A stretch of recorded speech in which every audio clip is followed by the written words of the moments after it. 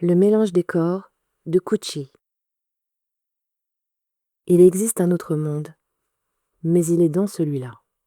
Paul Éluard. Merci à Marie pour nos échanges et notre amitié. Pour Maëlie et pour maman. Cette œuvre est une fiction. Les personnages n'ont pas de rapport avec des personnes existantes et l'intrigue ne reflète aucun événement réel.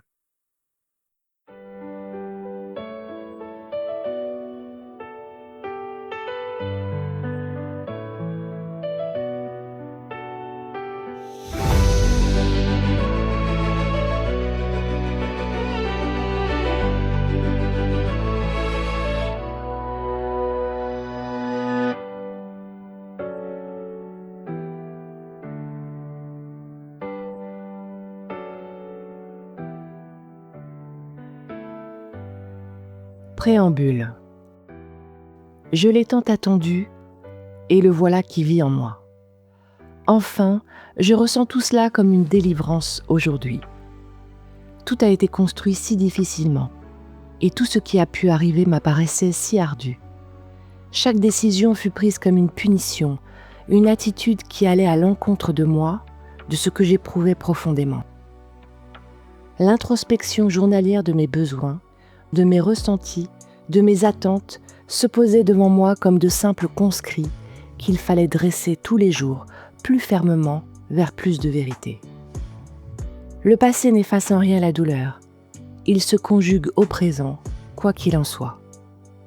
Voilà, tout est clair aujourd'hui. Et tout ça pour rentrer dans l'injuste réalité de l'oubli.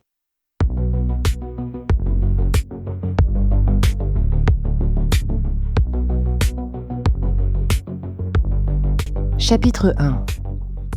On approche de la sensation de douceur. Du jour opaque et gris s'est ratatiné contre la paroi de la fenêtre sur laquelle j'ai posé mon front, annonçant cette dépression si caractéristique des mois de mars à Paris. J'aperçois à peine la cour pavée du bâtiment, dont la lumière est retenue par la première ligne d'immeubles, aux façades savamment dessinées, donnant à la perspective haussmannienne cet alignement si chic que le monde entier vient visiter, sans se douter que derrière les façades, il y a les troupes d'exécutants médiocres qui posent leurs valises dans l'espoir d'y façonner une existence prometteuse. D'où je suis, je discerne vaguement le bruit de la vie parisienne. D'ici, c'est le fameux « on se croirait presque à la campagne » qui émeut tout autant les moins fortunés d'entre nous, les provinciaux, que les bourgeois bohèmes. Ce peuple de second plan, de second rang, est comme cette poussière qui se dépose sur les beaux objets et bibelots scintillants des belles vitrines et beaux appartements de la première ligne, à enlever rapidement et à se débarrasser au plus vite, tel un troupeau ou une meute non pensant et divertissant, mais qui ne doit pas devenir trop envahissant. Chacun a sa place, le monde ne peut tourner autrement, il n'a connu pour ainsi dire que ce fonctionnement. Le téléphone vient à moi, comme arrogant, et j'entends encore cette dernière conversation. C'était lui, et je ne voulais pas qu'il raccroche. Je voulais être sûre, je voulais percevoir dans sa voix que ce n'était rien, que j'avais sans doute rêvé, que j'avais mal interprété. Objet de désir, d'attente et de rage, je serre l'objet contre moi maintenant, dernier témoin de sa voix. Il s'écrase à terre. Un creux vient de se former sur le côté gauche de ma poitrine. Je sentais il y a encore quelques heures une telle plénitude qui n'est à l'instant plus qu'un simple évanouissement. Les larmes vont-elles accompagner ma tenue ce matin ? Mes mains tremblantes vont-elles réussir à tenir la rampe ? Je pose mes yeux sur cet endroit, parenthèse enchantée à chaque fois que j'y pénétrais, mais qui m'accable à présent et me sent comme poussée au dehors. Le colimaçon entraîne mes jambes dans sa spirale oblique, évoquant un manège infernal qui m'éjecte vers l'avant et projette mes pieds au sol. Voilà, j'y suis. Déambulant entre les voitures, remontant la rue jusqu'à m'enfoncer dans la confusion étouffante du métro.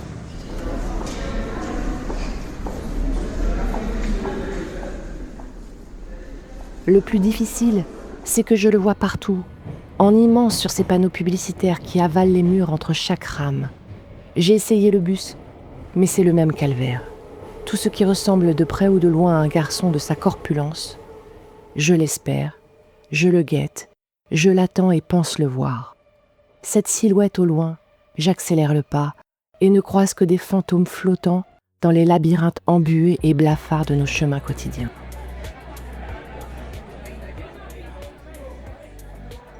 On s'était rencontrés lors d'une soirée étudiante. Je l'ai vu tout de suite et je l'ai aimé tout de suite. Il ne pouvait pas partir sans me parler. Il m'a dit qu'on se reverrait. Le lendemain, on a passé la journée ensemble. Brûlant sous nos peaux effilées, comme emprunté d'une aura magnifique, notre amour naissait. Les semaines ont passé, puis les mois, et ce fut ce message, ce matin, qui attira mon attention et changea le cours si suave de ma vie. C'est une attirance diabolique que ce vibrement robotique qui relie les uns et désunit les autres. Ludivine, c'est le nom inscrit sur l'écran. Une date, aujourd'hui, 20h, gare Montparnasse, suivi d'un emoji cœur rouge. Je mémorise son numéro et le copie sur mon clavier sitôt que je retourne dans le lit.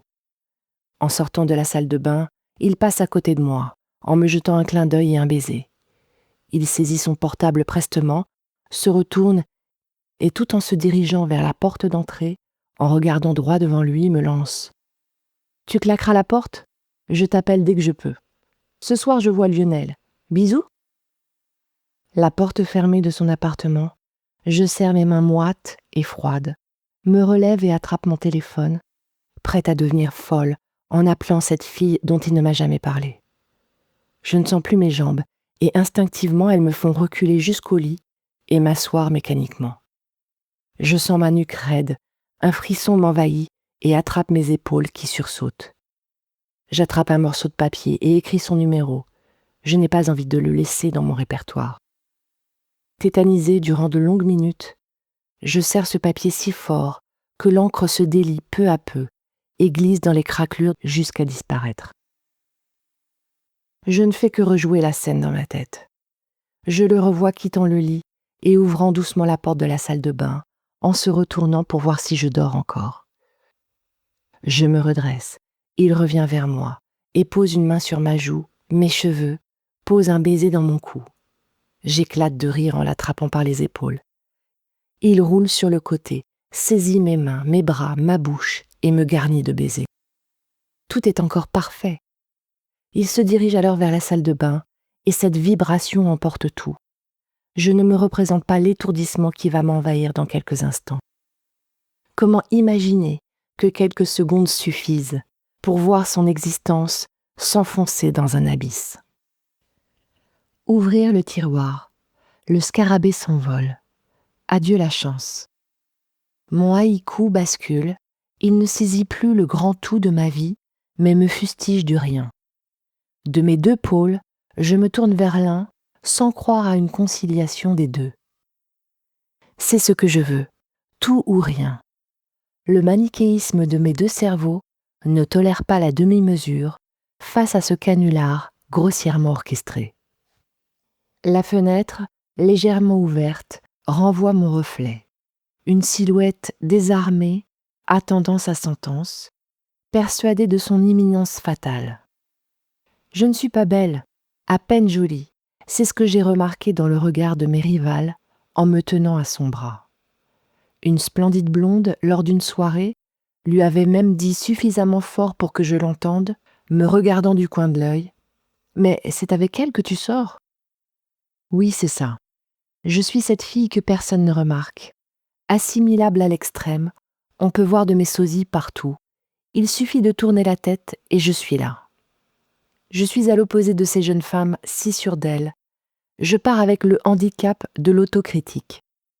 1000 questions me viennent à l'esprit, pour finir par en choisir une. Suis-je à la hauteur ?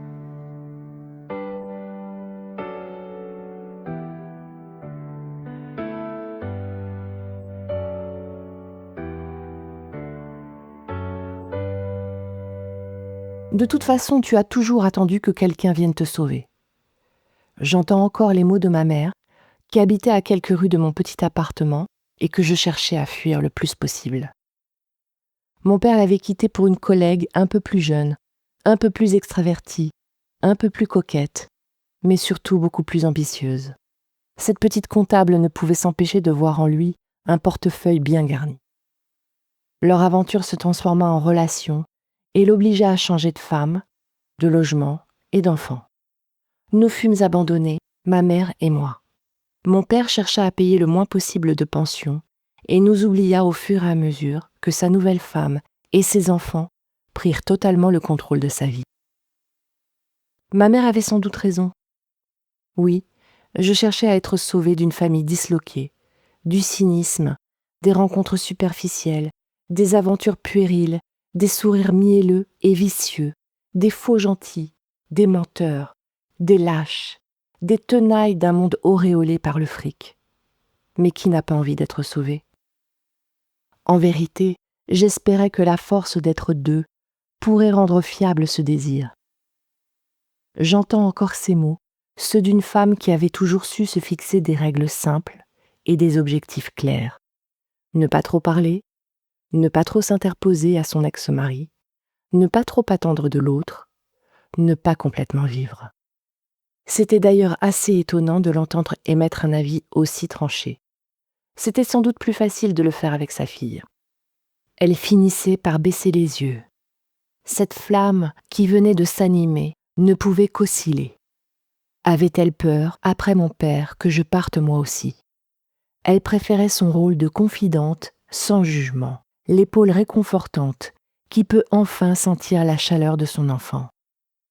Comme une mendiante des sentiments, elle attendait que les larmes fusent pour me consoler et laisser jaillir son amour inépuisable, en me caressant la main, me déposant quelques baisers sur mes joues humides et m'enveloppant de ses longs bras astreignants.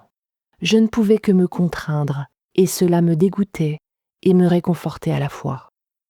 La brume des souvenirs lointains passait de dessous la porte, nous enserrant l'une à l'autre. Je repensais à ces moments perdus d'une famille étincelante, où les parents, dans la force de l'âge, ne pensant qu'à l'instant présent, et font de la vie de leur enfant un tourbillon de parfums épicés et délicieux. L'odeur du passé s'introduisait en moi, et ces vieux restes sentaient à présent le rance. Je ne voyais que ses bras à lui pour engendrer une nouvelle fragrance, qui me projetterait à nouveau dans le bonheur. Je me regarde au loin, et me vois au bord du précipice.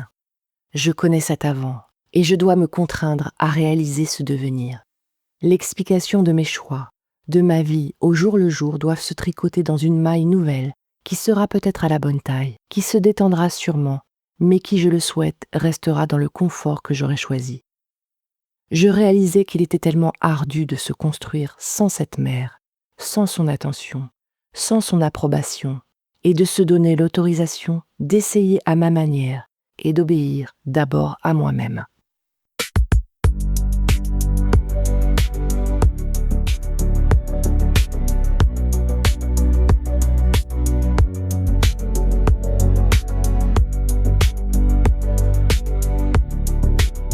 Je revois mon père, au bras de sa nouvelle femme, le jour de leur mariage, où je me trouvais au fond de la salle, laissant la très grande majorité de sa famille exploiter les premiers rangs de la salle de la mairie.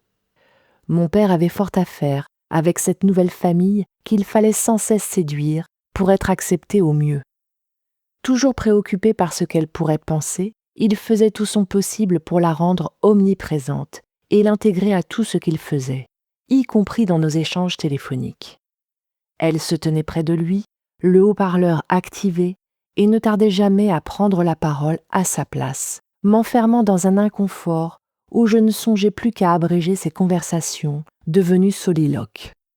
Sa condition d'être inférieur face à cette drôlesse, aspirant à prendre le plus de place possible, me mettait dans une position malaisante, sans comprendre ce qu'il cherchait véritablement dans ce rapport pernicieux.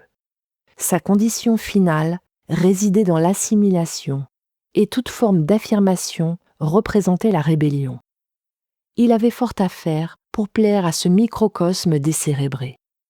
Les discussions à table tournait inévitablement autour de l'ex-mari, père des 2 enfants, escroc, dragueur et alcoolique selon les dires de ma belle-mère, et finissait inévitablement sur les parties de jambes en l'air que ces 2 nouveaux amoureux planifiaient chaque soir, n'hésitant pas à donner des croustillants détails entre les carottes râpées et le veau Orloff. Et laissant un petit rictus de plaisir sur son visage, ma belle-mère se resservait en côte de Blaye, qui, il faut bien le dire, déliait les langues de certains et anesthésiait les cerveaux des autres. Du haut de son 1,50 m, elle tournait sur elle-même comme une toupie, ressassant toujours les mêmes anecdotes et les mêmes coucheries, prenant à témoin l'un de ses gosses, en finissant inexorablement par lécher la trogne de son nouveau toutou, qui, hélas, ressemblait vaguement au père qui avait été le mien. Je les imaginais dans leur chambre moite et mansardée, où mon père n'avait plus d'autre occupation que de besogner sa Gironde pour finir par s'asseoir à table et remplir son estomac. Sa vie tournait autour des 3 B, boire, bouffer, baiser. Tout en eux me répugnait. Mon mal-être avait fini par s'accroître frénétiquement en leur présence, et je compris que je n'avais plus ma place dans ce milieu hostile. Le temps a filé, et j'ai grandi la gorge serrée, attendant que mon tour vienne, pour n'avoir devant les yeux qu'un immense espoir de vivre sereinement, en tentant de délaisser mon bouclier et mes souffrances. Les vestiges de ce passé encore tiède me confrontaient à l'image d'une enfant broyée dans une presse implacable, ne laissant derrière moi qu'aridité. Je rompis mon vague à l'âme en mettant mes écouteurs et plongeai dans ma playlist.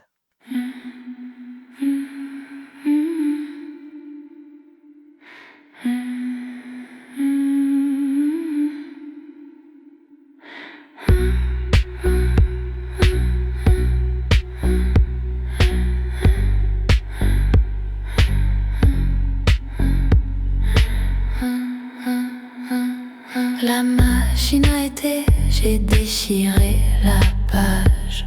Plus rien à expliquer, j'ai enfermé ma rage.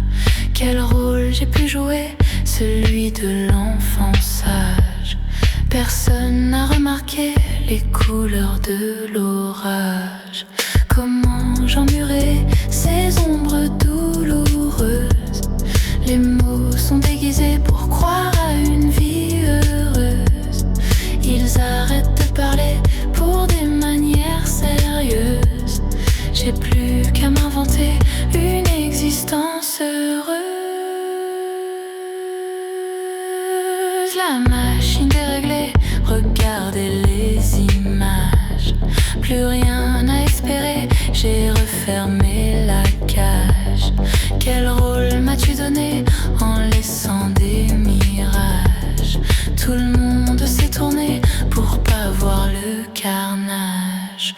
Comment ai-je emmuré ces ombres douloureuses? Les mots sont déguisés pour croire à une vie heureuse. Ils arrêtent de parler pour des manières sérieuses.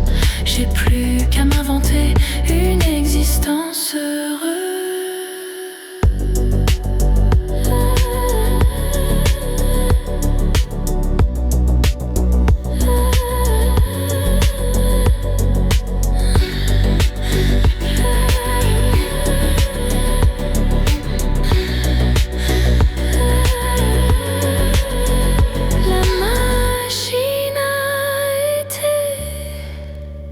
J'ai déchiré